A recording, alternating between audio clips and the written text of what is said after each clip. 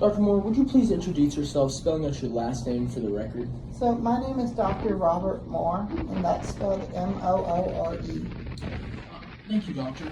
How did you go about being a doctor?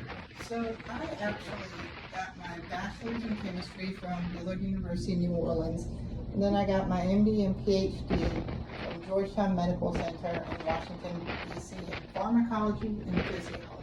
Now, pharmacology is just the study of drugs and how they affect humans.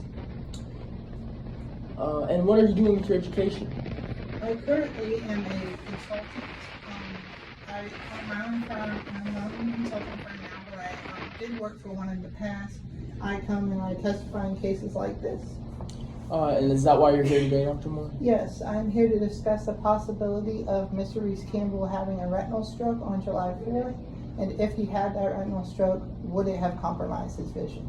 And what qualifies you to discuss a retinal stroke?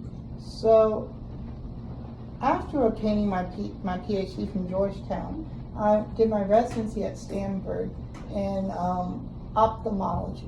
Now, ophthalmology is the study of the eyes, so I know a lot about the eyes. Dr. Moore, what sufficient facts and data did you use in this case? So I reviewed the affidavits of Shannon Shahid, who was an eyewitness to the crash, B.B. Gelfand, who was someone who knew Mr. Reese Campbell, and I looked at the deposition of Mr. Casey Kohler, and then I looked at the Mayday call, the new pilot training handbook, but I can only talk on pages 4 through 10, the aeromedical stuff, the NTSB report, Mr. Reese Campbell's medical certificate, and all Fullerton-related exhibits. And what reliable principles did you use? So there's no real name for what I did. What I did is I took my previous knowledge that I have gained through working in my field and applied, and along with the materials provided to me today, I used them to come to a conclusion. And are these methods commonly used by experts in the field? Usually in my field of pharmacology, we interview patients, but obviously I can interview Mr. Reese Campbell because he sadly died in the crash.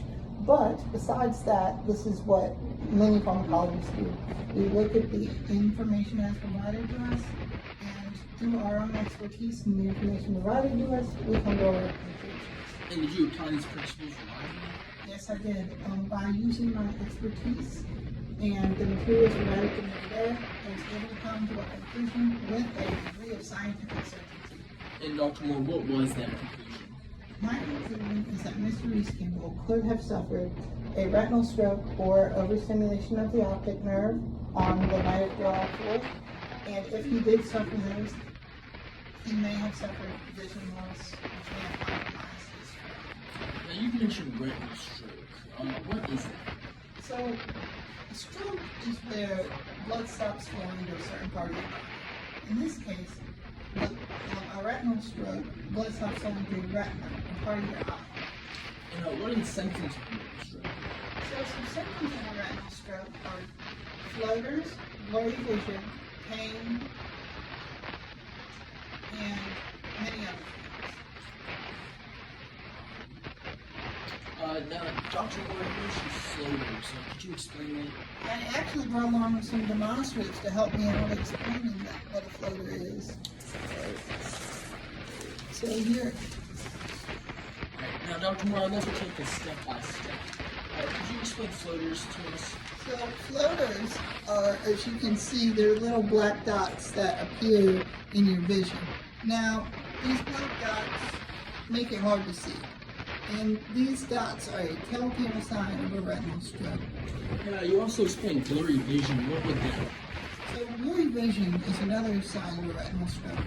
When your vision becomes blurry, it becomes very hard to see. As you can see, the difference between these two pictures right here. One is very hard to see, and one is very clear. Thank you, Dr. Moore. Dr. Moore, is a retinal stroke the only thing that could cause sudden vision loss in a pilot?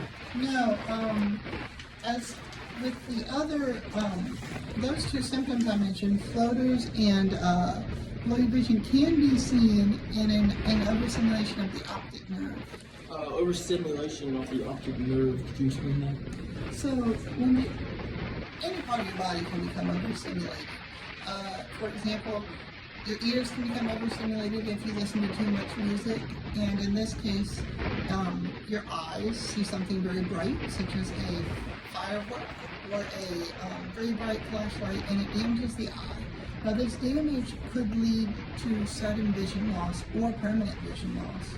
And how is a retinal stroke applicable to this case? So, Mr. Reese Campbell could have suffered a retinal stroke or overstimulation of the optic nerve during his July 4th flight due to the fact that there were fireworks on July 4th, and if Mr. Reese Campbell would have seen a firework during his flight, it could have caused his optic nerve to become overstimulated and for him to lose vision. What evidence do you have of a retinal stroke? So, I actually found some evidence in the Mayday call. Would you recognize it if I showed you a copy? Yes, I would. Your Honor, permission to approach closing counsel because previously marked as Exhibit 3. Alright. Dr. Moore, what did I just hand you? So you handed me a copy of the Mayday call that Mr. Reese Campbell gave. And is this a fair and accurate copy? Yes, it is. At this time, Your Honor, I'd like to offer Exhibit 3 to evidence.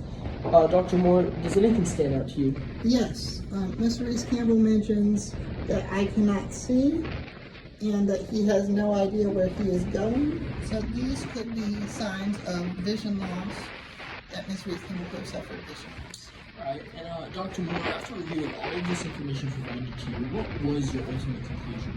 My ultimate conclusion was that it would be wrong for me to rule out a retinal stroke or overstimulation of the optic nerve occurring during Mr. Reese Campbell's July 4th flight.